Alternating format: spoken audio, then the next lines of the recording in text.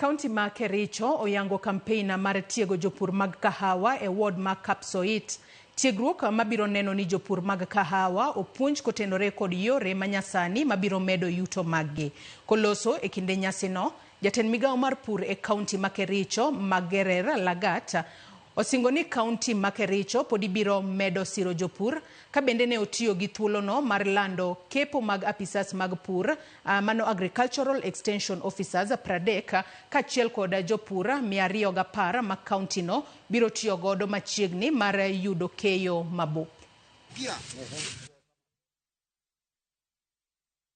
We have selected one farmer as a demonstration, to use a farm as a demonstration farm in planting of the current high-yielding and fast-growing coffee variety.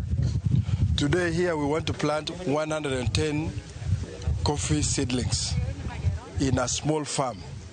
We're doing it correctly. We have invited successful farmers from Meru.